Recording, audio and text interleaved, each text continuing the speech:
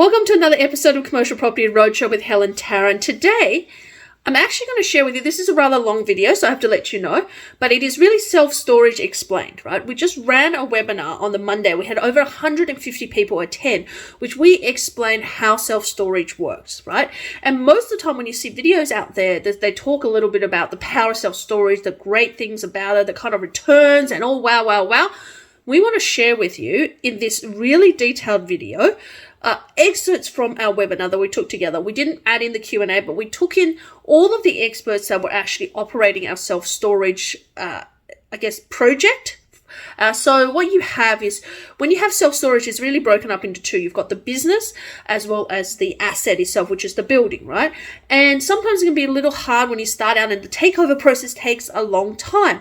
It's not something you take over, you get rent instantly next month, and it's voila, right? It's a 3-month process, sometimes 6-month process, handing over, getting new software, any bills, extensions to create the uplift, changing the rental rates, working through who is going to be the site manager, operating that business effectively, and increasing the value of the asset, right? So there's lots and lots of things to it. So there's management, there's software, building, as well as, site, actually someone on the ground. You've got security, you look at, protections in terms of roof, moisture, all of those things, as well as insurance, right? So this video is pretty detailed, but it's going to explain to you what self-storage is, what it isn't, what is the work that's required to make self-storage successful, and what is economies of scale and building and cost around that as well. So tune in, watch it, and hopefully it will give you an insight into investing in self-storage.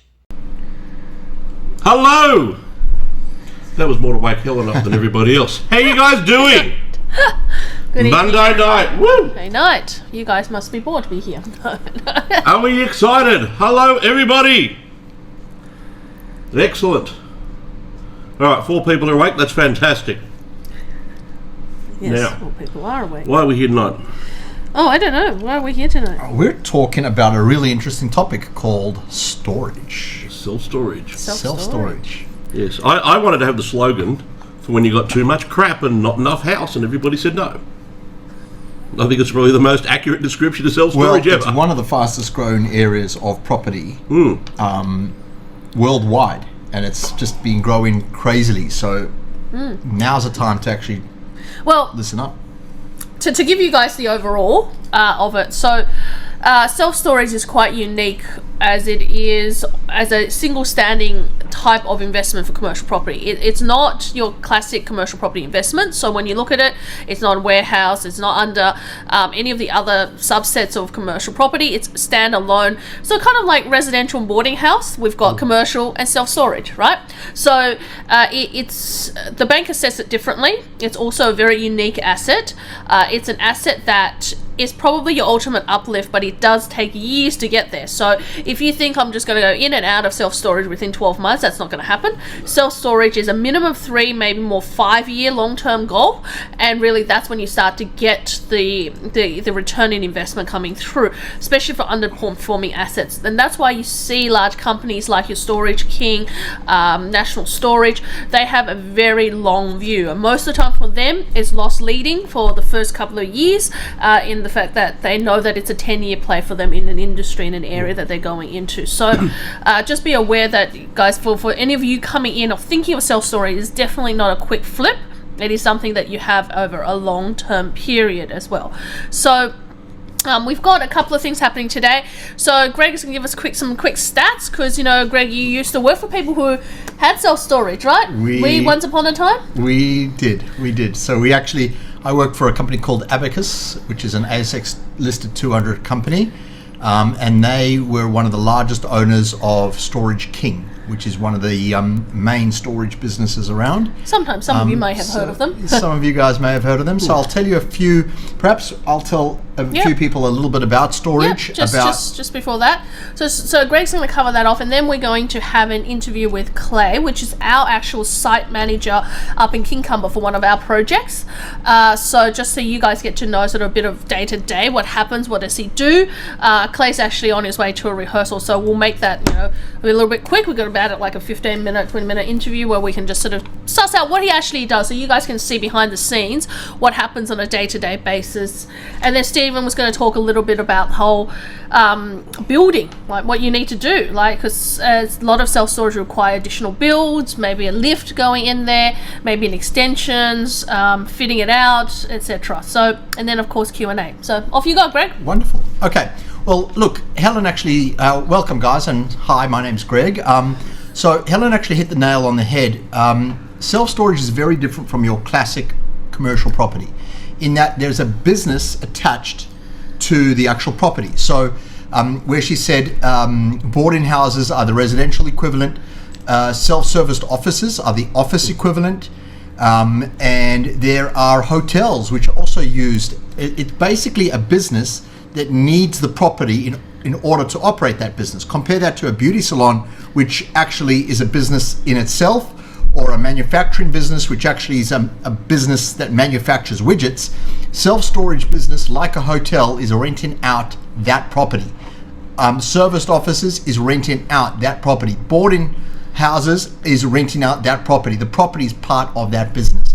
So when you are looking at self-storage, you're looking at the property and you're looking at the business. Now, some of the things that I'd like to just discuss is that when it comes to looking at your investment, not only is self-storage, you're looking at the property, but you're also looking at the business return. And one of the things that has propelled self-storage into the stratosphere has been everyone going into units and everyone building homes that basically occupy 80 to 90% of the block. So, Stephen, if you would show everyone perhaps the Guna in if you like Stephen, who likes really large toys, that's where people need to put. We haven't even got to the toys yet. Yeah. So, can you zoom into that far right area that we're? So it's that one there. So, and then just a little bit more to the right. So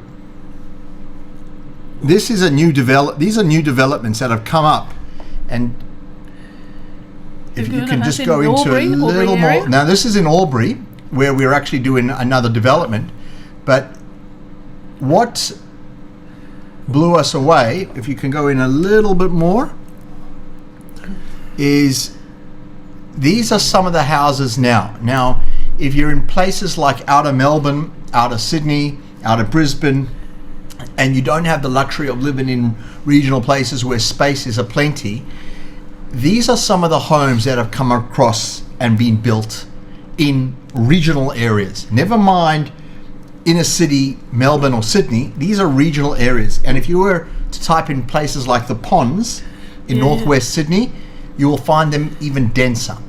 But the reason I pick on Thaguna in Albury is that in Albury, people want the jet ski, they want the all-terrain vehicle, they want the drone, and they don't have the house and or the shed to store it. So naturally they've been moving to self-storage. And self-storage, and this is not just houses that are like that, this is blocks of units that might be up and down Pacific Highway in the North Shore of Sydney, or in Fortitude Valley, or in places like South Bank in Melbourne, where there are tons and tons of units, but everyone still wants a place to store their bike. Yeah, you were going to say? Or even in Townsville, where National Storage has just recently bought a ginormous piece of land to build a new development of self-storage, is that the reason for that is people like to go to Atherton, which means they need to go camping. They've got their all-terrain, they've got a boat because they're near a marina, and with a boat and a caravan and nowhere to park it, and plus on top of other stuff. So this is where all the self-storage starts to come in to play as well. And that doesn't even play on, and that's a retail. That's a regional, when most people are having like 1,000 or 2,000 square meter blocks, right? And it's not just, and Thaguna is regional, so it's not just oh wow, I live in Pyrmont in Sydney, and I have no storage. And I have no storage. This is something that is, as we can show you, in regional areas is extremely prevalent. It's prevalent all over the world. particularly America, and on a per capita basis, Australia is really far. I think I've read a statistic, I'll see if I can find it, that we have 11 times less per capita than the USA. So you can see what kind of growth there is in Australia. Now, the funny thing with storage, Stephen, if you can go to the ponds, for example, if you're there. Hold on a second. Stephen's just going to go to the ponds in northwest Sydney. You see density, eh? And show you density.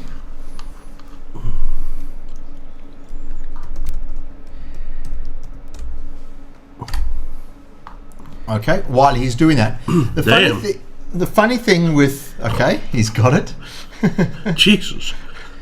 Anybody here live in the ponds, by the way? We hope not. Oh, come on. Why don't you show, yeah. Anybody live in the ponds? Yes. Okay, so you will understand that there is not enough space. Okay, so what you're going to see There you go. with the ponds is it is really dense. So you can actually see those houses are actually occupying the entire block. And there are some areas. Occasionally you get a pool. You get a pool. You can get a pool. You certainly not get in a shed or a place to store your boat. So this is a theme that is happening Australia-wide, worldwide. So let's talk about self-storage. Self-storage is a type of industry whereby you actually, believe it or not, don't want a property at 100% full. So I'm actually going to repeat that because a lot of people don't actually understand it. You want a property in self-storage at maybe, and I'm just going to go off fast, Stephen, if you can actually take us off, yeah, so I can actually see everyone. Yeah. You actually want the property at 80, 85, 90% full. Because here's the kicker. You actually, let's say you're selling a unit at $100 a month. So somebody can come in and store their junk for $100 a month.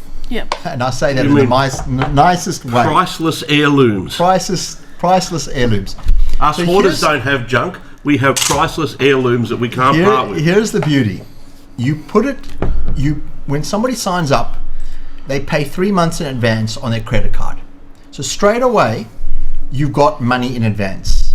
But now, what occurs is because you only want that facility at 80 or 90% full, you want it full enough that when somebody's moving or your brother's come back from England and he needs to stay, so you've got to clear out a room and dump all of that stuff and in an emergency, or there's a divorce or somebody needs that space urgently, you've got that 10, 15, 20% of that facility's space available to sell to that person. And here's the kicker. You're not selling it at $100 a month. You're now selling it at $120. So straight away, the guy that wants to use that storage because he's going overseas to Europe and he needs a place to store his surfboard says, right, I'll pay $120 a month and I'll store it there for 3 months. So for a minute there, I thought you were going to say need somewhere to store his wife. Here's the question for everyone. Does he store it for 3 months or does he store it longer than 3 months? Okay. So feel free to put your answer. Put the answer in the chat box, boys and girls. So feel free to put your answer. Longer than 3 months. He's gone to Europe for 3 months. How long? And if longer, how much longer? He's going to Europe for 3 months. So let's see how long he actually stores it. 12 months, 5 1 year, 6 12 months. months. Yep. One lady said 3 years. 3 years. 3 years is 3 years is good, but generally about a year or even longer. Yeah. Yeah, 12 to 18 months. Yeah, Helen hit the nail on the head. So somebody puts, I'm only going to Greece and England for 3 months. When they get back, their surfboard lives in self-storage land. Yeah, they just will get to it, but they don't get to it. And the thing is, they keep adding to it because it's just more self-storage that they can put into it. Yeah. And here's the thing. All those priceless You've now heirlooms. sold that space at $120 a month. So where it was marketed before at 100, you're now charging 120. And after 3 months, off the credit card, another 120, and another 120, and another 120. But after 12 months, We're not at 120. We're at 130. So it's just enough that they have to reach in their pocket and spend that extra $10, but not enough that they're going to get a ute and clear out the self-storage. So the beautiful part of it is it becomes too much of a hassle. I'll do it on the long weekend. I'll do it over the Christmas break. I'll do it over the Easter break to remove their junk that they end up storing, their heirlooms that they end up storing for 12 and 18 months. And the other thing is, most important thing is, that's how you actually have incremental increases in self-storage. You can't go in and go, I'm going to put the prices up. That doesn't work, because you're going to lose 50% of your customers, right? Because people will be incentivized to do that, or move to someone else who has a special, which is one of the things you've got to look at when you're putting an investment in place. So what you have to do is going, okay, I actually prefer to find something with with more vacancies than less vacancies, because something that has a lot of vacancies, as a long-term potential of the asset, it will do better, because every time someone comes in, you're charging 20% more, and then the next person comes in, you charge a little bit more, and then over time, those people who are moving out will phase out, and you'll find you're 20% more, then 30% more than you're at market rate, right? But that's why it's a slow burn to it, but when you get there, it's actually a better cash generating asset. But you can't go in there and just go, not like your normal commercial property. If your tenant's paying under market, you have a negotiation, and within like 6 months or 12, within 6 or 9 months, you kind of go, okay, the rents are on par, almost at market. The next rent review, we're going to be, at market, right? It's not like that. It's like a 3 year, because you have all these other people that's there. Slow burn. It's a slow burn, right? And don't forget, guys, instead of, think of it, 100 units in a warehouse, or 200 or 400 units in a warehouse. It's little increments with little units paying little amounts. So it's drip, drip, drip, drip, drip, drip, drip. I love Muhammad's comment. He goes there, meets a girl, and stays forever. It has happened. It has happened. So here's the kicker. Yeah.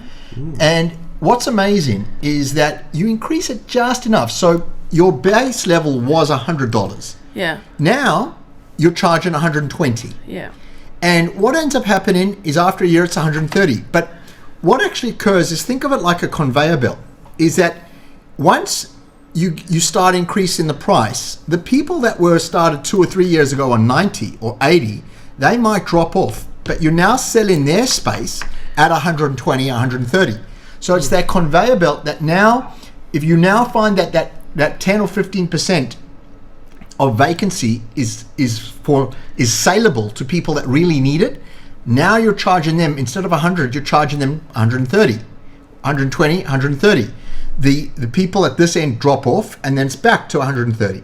And you slowly increase in the price, 140. Some of those people might drop off, but and soon it does hit a bit of a ceiling. But the beauty of self-storage, is that because warehouses are generally pretty high, no one who takes a self-storage unit needs 8-meter clearance. So what occurs, which we've done in Kingcumber, and Clay will explain to you, is you just add a second level with a mezzanine. So where you were getting $100 a square meter on the ground floor, which you can't do in a normal industrial property, you're now getting a second, and sometimes even a third unit, which we have in Eagle Farm, you're getting $300. So you can start to see that your yield starts to shoot up. Yeah. But then remember, there's capital costs as well. So of course, there's capital costs. Because Clay has to duck off, so let's get Clay on here, and he can. While we're going to Clay, I'm just going to say one little quick thing. Yep. When you're also selling that, which we're going to come back to, because Clay's going to raise it as well, you're giving them that surfboard guy his self-storage. You're also selling him sticky tape and insurance and boxes. This is where the business aspect comes into it, which we'll discuss after. So let's jump to Clay. Clay, baby. Hello, how are you? I want to find you. Hi. Can I have to find you. you hear me? There you are. Oh my Hello, God! how are you? You've got a worth storage background. How That's fancy. a beautiful background. Here we are. Wow. It's amazing. So we got a couple of questions. I guess the main thing is, what's it like to run a self-storage place? What do you do? Do you just sort of sit there and read a book and not bother with people? Tell them, move your own stuff. I came on board just as Worth Storage were rebranding, so I was able to be part of the whole rebranding process. We've got about 100 storage units at Kincumber on the New South Wales Central Coast. And then there's another facility up at Eagle Farm in Brisbane, which is about 3 times bigger than what we are down in Kincumber. Now, the main things that we started with was the facility is very dark, so we had to concentrate on doing things like lighting for safety inside and outside the building, because where the facilities are in industrial areas, it's quite dark. So we take our safety very seriously for our clients.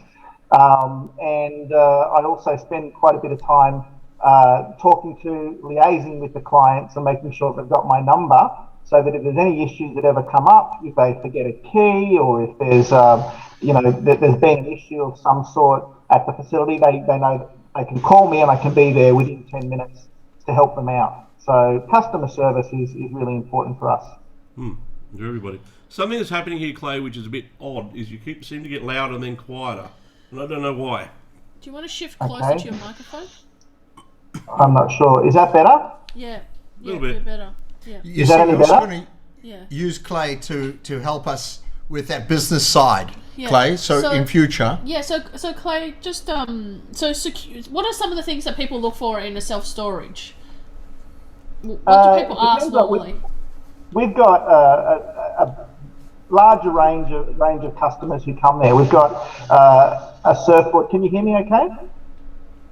Just. Okay, I apologise. Do you want me to see if I can find a microphone downstairs? No, it's fine. Keep going, because I know You're your live. time was short. Yeah. That's okay. Customers basically want enough space to suit what they've got. We've got customers who have cafes, for example, and they want to store all of their spare cups or merchandise at the facility. We've got customers who, like you said, have too much stuff in their home and they want to store their heirlooms. We've got so many lounges and fridges that are in storage there, it's not funny. We try to cater for all different types of people. So the short-term customers we try to cater for, also the long-term. There's a lot of facilities also that aren't 24-hour access. In Kincumber, we are 24-hour access, so we give access to our customers at any time, which is a major benefit over our opposition in the area. Yeah. One of the things that I know that people look for often is that security, right? You talked about it being really dark to start with, and then I think there was some stuff that was done security-wise for the building. Absolutely. Well, Stephen is obsessed with lighting, so the whole facility is very well lit. Outside, we've got massive floodlights that are on a sensor, so as soon as somebody drives into the car park, it lights up like a Christmas tree. When you go inside, we've put all new LED lighting right throughout the centre. So we've got a lot of ladies who have storage units for business. So, when they arrive at night, they can feel safe with plenty of lighting. And also, as soon as they go into the area, all of the lights turn on by sensor inside when they're in there as well. We've also got a new security system put in place where we can log in and see through a variety of cameras at any given moment through our mobile phone. So if there are any alerts or any issues, we can log straight in and check, and we can make sure that everybody's safe and sound and get somebody there if we need to. Not that we've ever had to use that. It's good. Yes. But we will tell the story a little bit later about when our police friends. when our police friends showed up, because there are it is an interesting business, but there are moments when it just goes horribly wrong. Yeah. So we'll probably we'll get Clay. We'll just go about a few minutes with Clay, because I know Clay has to go. So That's okay. So like when people call up, so when they turn up, like the customer turns up, you meet them there. What do they normally want you to do? So it's an agreement. It's just take us through the process. Absolutely. Well, we've set up a system online through a software system called Stormit. The reason we've done that is because it makes the whole process simple. We can grow with that system.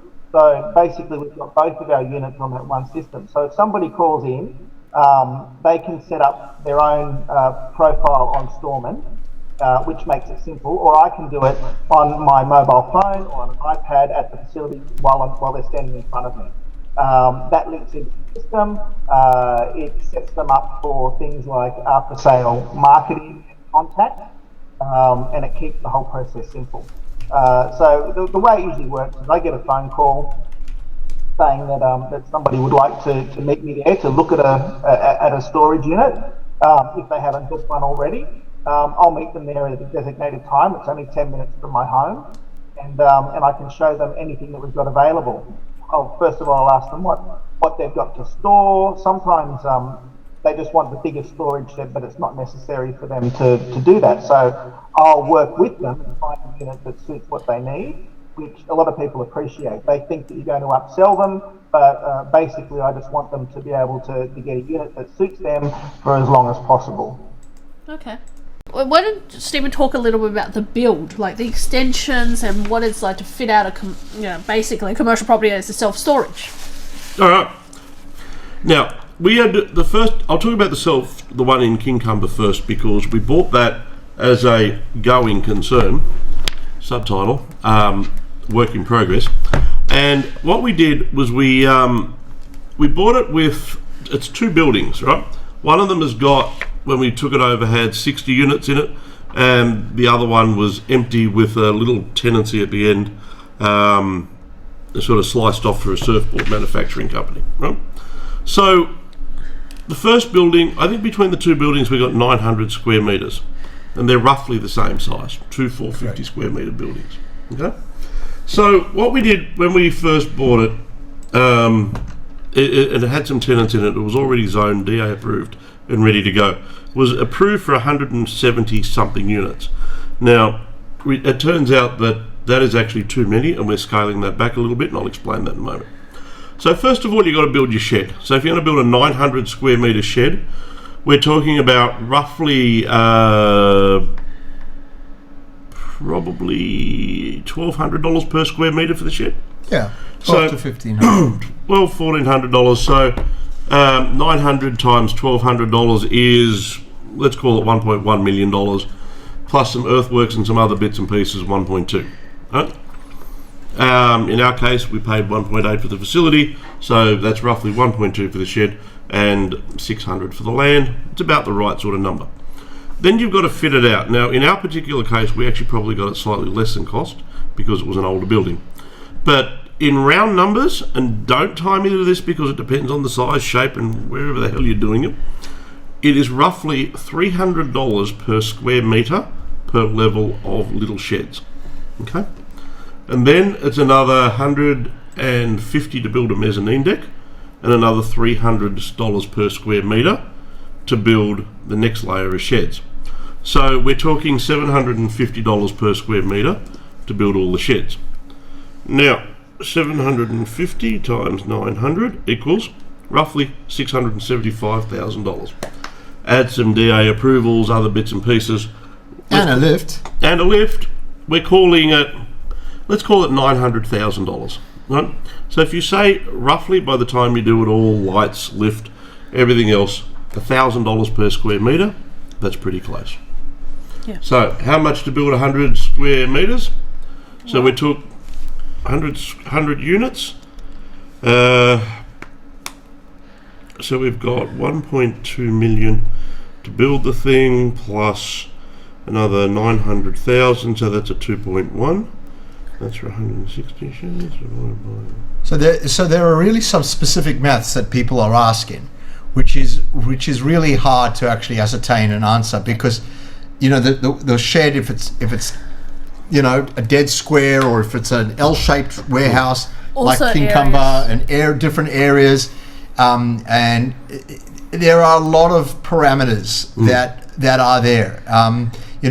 You also need to know what your market is. So sometimes you can build. We found out with Kincumber we could have got 170, but we didn't need 170 because, quite frankly, the market was wanting larger self-storage units.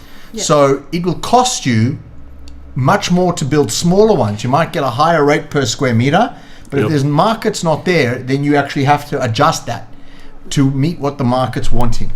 So this is the warehouse, for example, in Kincumber. So this is the Kincumber one. Yep. Now the join in them is roughly there. I don't know if you can see my mouse. So do you want to? So it separates it like an L. There's a warehouse. There's the east-west warehouse, and then there's the one the north-south. North-south. If you said roughly 2,000 plus your land, roughly $2,000 per square metre to build it, and you need roughly 15 square metres per shed, including some circulation. And that's at a 3x3, 3x4 metre average size. Now, the reason we just talked about making the ones in Kincumber slightly bigger is because there's a lot of people there, as Greg was talking about before, Helen was talking about wanting to make tradies have their own properties. Now, one of the things with tradies is they often store longer pieces of material. So electricians have got their conduits, plumbers have got their pipes, builders have got their timber. So they want 5.5, 6 metre type facilities. So what we're going to do on the other side of this place is down the bottom floor we're going to have a significantly more number of 6x3 units and slightly smaller ones upstairs. And you'll find that this is different because if you're not near, like, you know, where Kincumber is at the moment, there's a lot of people who will operate that way because it's industrial, it's in an industrial area. But if you were going to, let's say, an area where there's heaps of apartments being built, right, then the demand will be changed. Like, it might not be, people might not be using it, you won't get as much trade, you may get people wanting smaller sizes or, you know, and taller. It's an area specific thing. And this is where some of these questions that Nadiz and Yaman and Peter's Leroy's mentioned, you know, that are quite difficult to answer because everything's on a case by case basis. Yeah. Obviously, we can't answer for prestige car storage. Yeah. Is different, but so this is just a of what when we bought it, what it looked like. So this is the property. It was run by a single man show on a mobile phone. Yeah. Right. So that's what it looked like inside. And that's what the actual property itself looks like. So you've got that one shed and then the shed at the back. And you've got that was the layout that you guys saw. That was the Battle Axe layout. And that's where the location is. And that's pretty much on the side.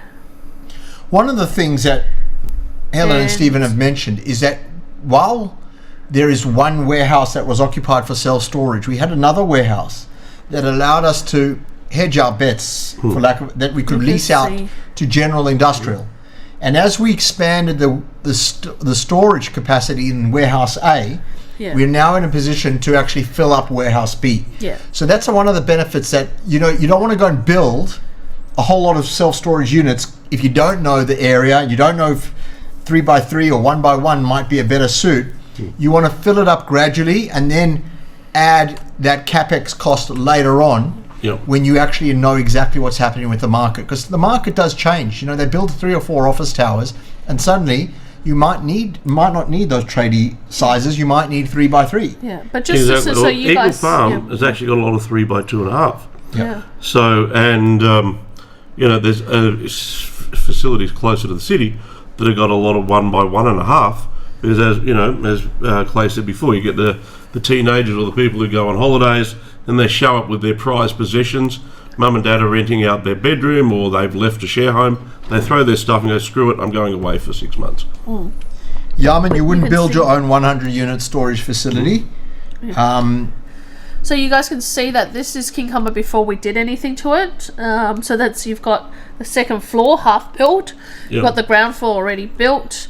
You got, you know, so this area now has been converted into a lift with upstairs. So there was stairs, and if you have stairs, most people you can only rent out upstairs at half the price as you would without a lift. And the reason is people don't want to carry their stuff upstairs, especially if they've got furniture, white goods, etc. Right? So, or if they're white males who can't be asked. So you can see the facilities are sort of, you know, your self-explanatory roller doors. It's a pretty boring self-storage facility. It's not like, you know, it's not like something that you guys, it's not like the way you think that, oh, it's going to be this massive, it's not glamorous, but it's not sexy. No. People to store their stuff. It's not sexy. In fact, they want to come in. It's their property. They can come in at all hours, access their stuff. Yeah. You know, the news agencies come in there at 4 a.m. It's not a sexy, glamorous business. We're not making fancy food for a Michelin star restaurant. Yeah. It's storing stuff. And also by the end of it, yes, you would not build 100 square. If you had a spare warehouse and you on your land and you wanted to fit it out with some self-storage, that's fine.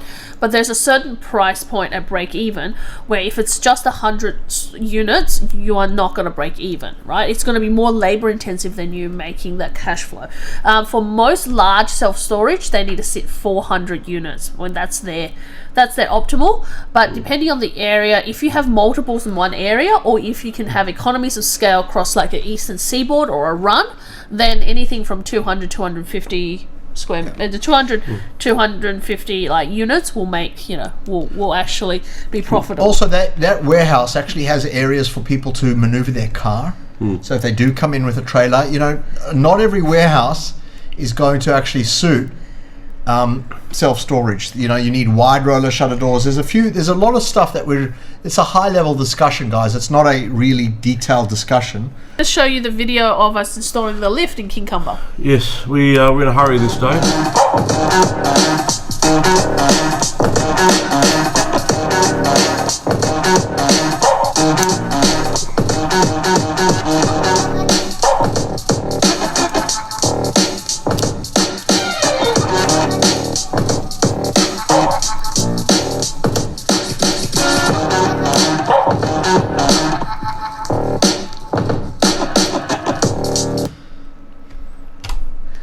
So that's the roof sheet. How to put in a lift in 27 seconds.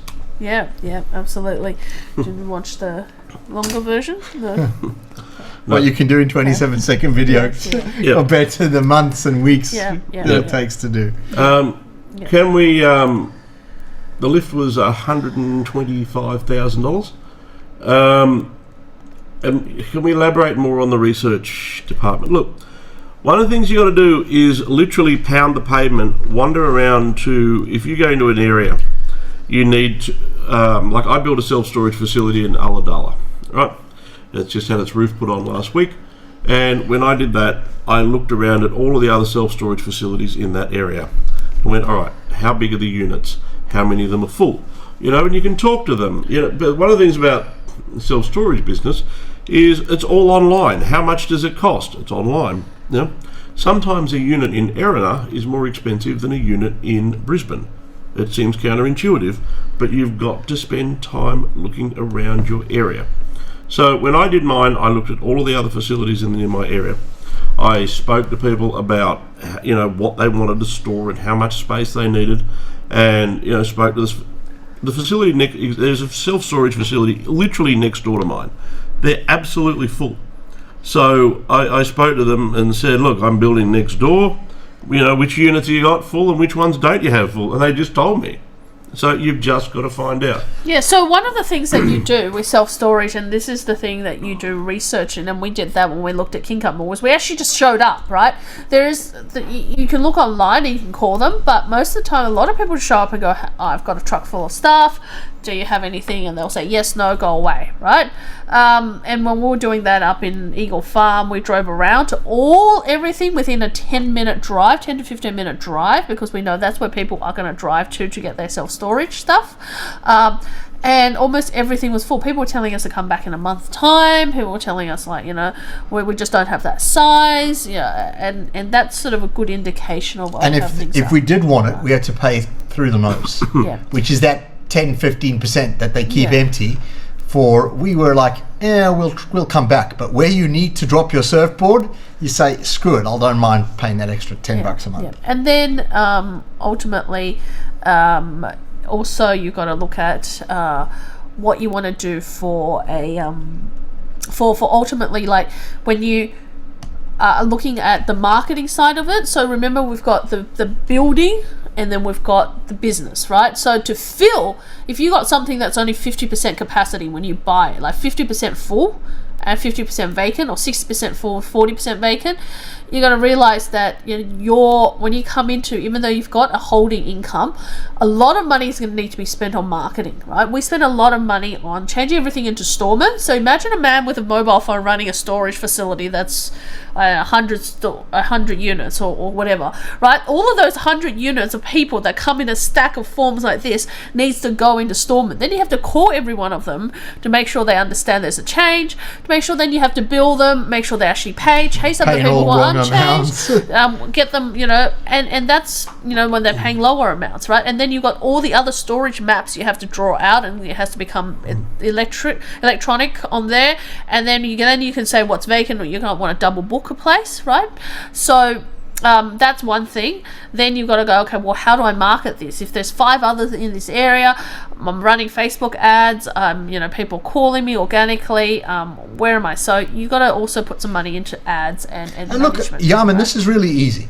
Go onto Airbnb, go and buy 3 or 4 few hundred square meter warehouses, convert them, not Airbnb, real commercial. Throw it on real commercial. I mean, can everyone do it? Anyone can do it. Anyone can open up a motel, but it doesn't necessarily compete with the Hyatt. We don't want to be we don't want to be at the very bottom. We don't want to be at the very top. We want to be in the middle. We don't want to compete with Storage King or Kennards or National Storage. We don't want to compete with the mom and dads with a mobile phone. We want to be in that sweet spot where it's that middle ground. And we've the research component, it's very easy. Lots of people open up a motel, they go and buy a home, do it up. It's a similar concept. The research changes all the time. The demographics change all the time. One day a suburb is hot, 5 years later it might not be as hot. Units are springing up. Thaguna 5 years ago, would we have invested in self-storage in Thaguna in Albury 5 years ago? Probably not. Would we do it now? You bet ya. Yeah. Later this afternoon if we could. Yeah. And flooding issues. I mean, how do people perceive that? Well, put it this way. If you were going to store your priceless family crap, heirlooms, would you want to put it into a place that was going to flood? Would you like to store your Rembrandt in an area that was going to flood? Probably not, right? So, would other people want to store in your place if it's going to flood? Probably not. So, short answer, bad idea. Yeah. Long answer, though. Really bad idea. A lot of places, particularly in Eastern Seaboard, are now, the insurers are just saying that there's a fire or a flood risk. I mean, I live in a cliff and there's no way I can flood. My house just got low risk flood. So if your place floods, the whole of Sydney's screwed.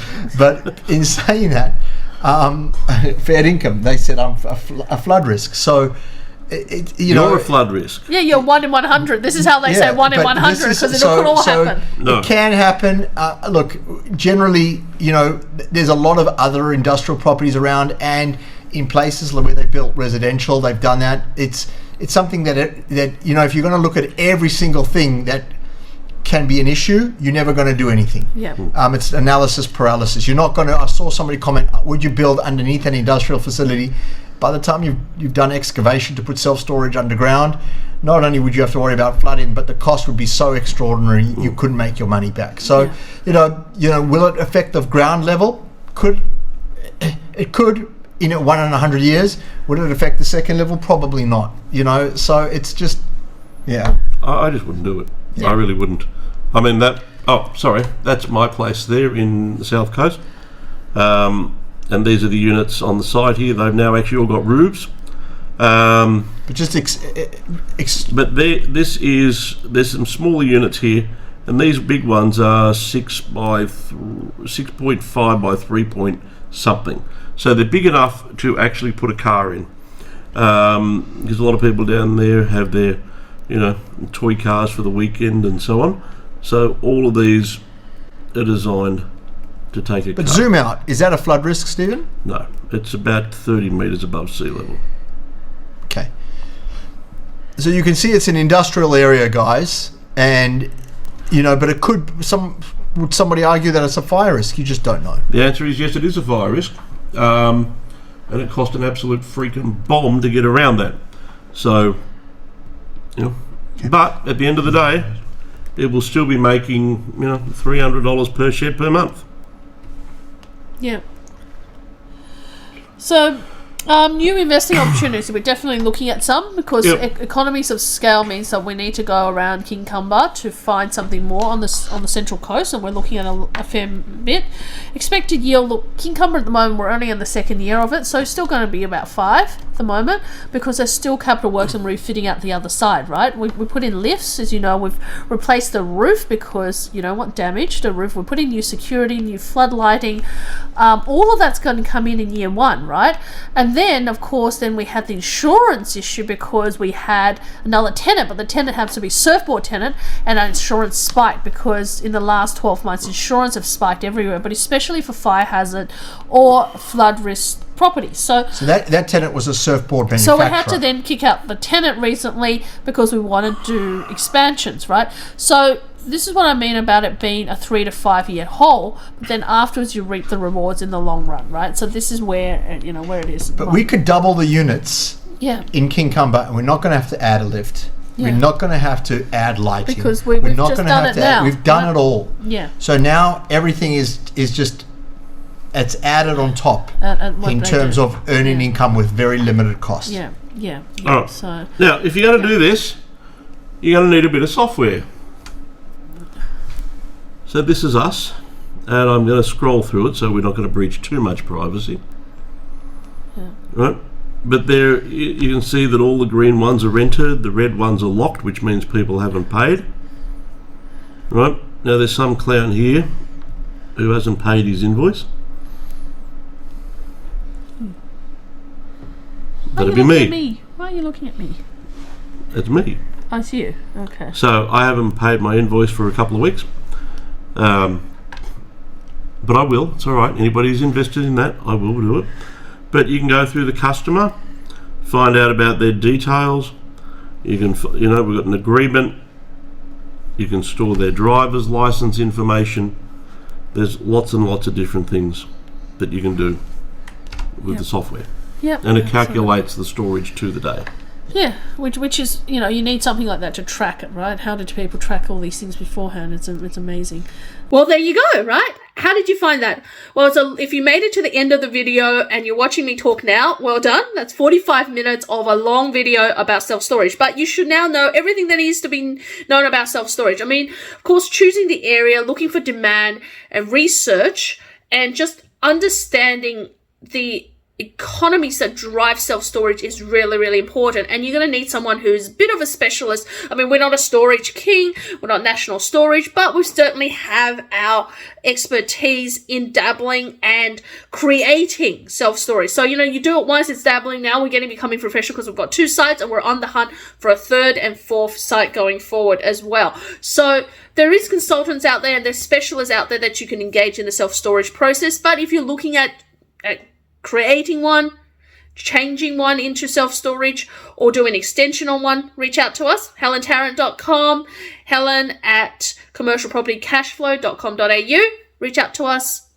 The link below to booking a strategy call with one of our strategists, and also to order my book as well. So don't forget. But in the meantime, if you've got additional questions, do email us, and hopefully I can help you and clarify the things around self-storage. And also, until next time, I'll bring you some other more professionals around commercial property. So don't forget to hit the bell, subscribe. See you in the next episode. Bye for now.